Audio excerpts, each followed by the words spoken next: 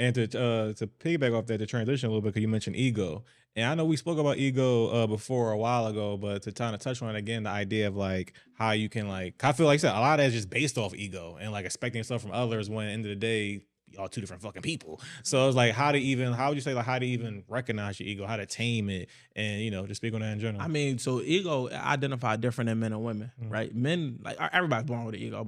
Everybody's born with an ego, but for men, we need our ego, right? Because our ego is what we use as motivation in the world, right? Now, it comes down to being able to tame it and understanding that, because ego could become the enemy, as like Ryan Holiday wrote about. But it's like when I say you need it, it's like it helps you identify your status of like, they got me fucked up. It's that it gives you that drive to be able to say, I want more. When it becomes toxic is when you need that validation, right? So many people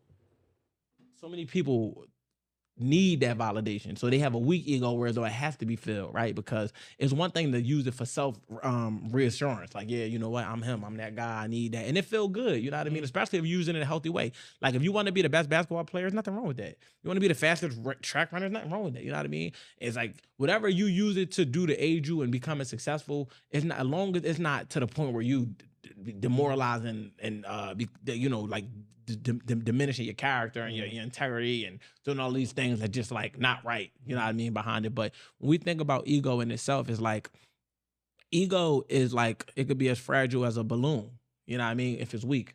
Meaning like you need external validations, you know what I'm saying, which fills you up, right? But then that one insult pops the entire balloon. And a lot of people are operating out of ego, and they don't even realize that they're operating out of ego because it's become the norm. That's why everybody got to walk around feeling like they the shit. They him, they her. And it's like, that don't mean, it's the difference between having self-confidence is like, that's the part of you that's like solid. It's like, I'm confident, so you can't tell me one thing and it just pop. The ego part about it is like, it literally could be fragile, where it's like literally like somebody could just be like, yo, them sneaks corny as shit. And now your whole day ruined because you needed them to tell you that they was hot. Because you need that sense of external validation or whatever the case may be. And this one of them topics that, because I wrote about it, I would want to, let's converse about it more than me talking about it, and then let's do it that way. And then because I got so much I want to say, and I don't want to rant for the next 20 minutes on it. All right, let's talk. Let's use scenario. Gotcha. You know what I'm saying? Yeah. So to that point, we spoken on it before, but the idea of like, it's funny because I feel with egos, men, we are constantly at battle with that because some men are they're super inflated, and the men that aren't, but maybe even try to project like it is, though that's when shit goes awry, because it's like, nigga, this is just an ego battle. We just kind of hold the L, if it's even an L in the first place. Ego would had you in a competition you ain't signed up for. Exactly, like, sir, like so I feel like, and then I feel like we are the creations of our parents. 100%. So I feel like I'm definitely a product of that, where my mom, she, typical woman shit, nurturing people, whatever. She definitely tried to, nigga, we was talking about that day about the house, her leaving the house. She's like, yeah, I always try to tell you that, just because we live in the hood and when we up the hood, we're better than everybody here. And all this just extra shit. Now, again, in the vacuum, that's dope. Self-worth, self-value. In the day, I don't need to walk around like I'm truly better than everybody. Like, so the true self-worth, you wouldn't need to tell yourself you're better than everybody, because it's a self-worth. So it's like, when you got to say it, that's because you need people to feel like that, which is a completely ego fuel. I don't need nobody to feel like I'm better than them. All right. It's just showing up and existing and being as best as I could be. And, I'm not going. No, I agree with you. And that's why I felt my parents were like great counterweights to each other. Because my dad's naturally like that, where I'm not in competition with nobody. Yeah, like, I don't give a fuck. Like, I am who I am. You cannot think I'm nothing. Means nothing to me at all. Like, so that's always kind of how I moved through the world, where like, I've never cared to be the best looking, the tallest, fastest. It's like, I am who I am. I'm who I'm supposed to be, and that'll be good enough in the world. Yeah. And of course, you can always make yourself better, but this idea of trying to compete, compare with everybody, or even try to project on others, like, I am better than you. It's like, nigga, you can disagree. I'm better. Like, it's what we even talking about for it means nothing. Exactly, because if you need somebody to think that, then do you really think that? Because like when we think about it, it's like knowing who you are.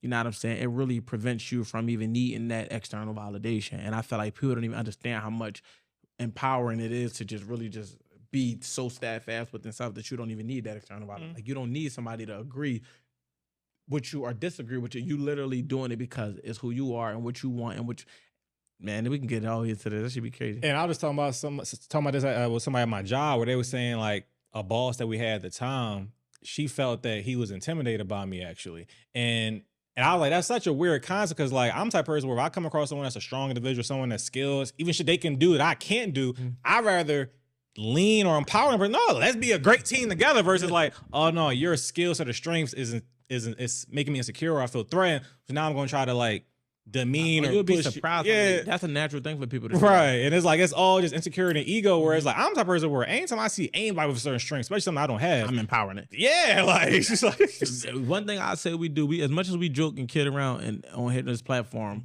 we always acknowledge each other's strengths. You'll be like, no, that's like you do that. And I've seen, look, no, that shit right there. That's why we are able to. It's so funny how many opportunities I present to you just by way of the fact that you have a unique skill set that's completely different than mine. Versus even like when we talk about being on a platform, like even like we would get into the framework of how we got to just, but it's just fact of the matter is it just if it aligns because your strengths is different than my strengths. And instead of it being like well, why can't I be as good as him? It's more so like, oh yeah, bet I need that. Like that motherfucker's a center. I'm a point guard. Right. Like I don't want to be a center. Right, I'm trying to out rebound you. It's like, sir, please get all the rebounds. Go in there, do what you're supposed to do. You know what I mean? So that's what's up. But it's funny because, and we're going to talk about this topic on another episode because I really want to. It's so many examples, right? Like that's what I don't want. I don't want to just talk about ego in total, right? I want to talk about how it identifies in people, right? And I want to give them a full episode about it where though we can really break down how to break down ego, how to tame your ego, how to recognize it, how to know when it's beneficial to you, how to know when it's a detriment to you and I want y'all to look forward to that because that is one of them things where y'all got to understand that could be the difference between you being a millionaire and you being broke. And people don't understand that. Like people literally are operating in a way that makes them and not even able to be coached. Not even able to learn, not even able to be friends, not even able to be partners, like, you know what I mean? Not even able to be great parents. Why? Because they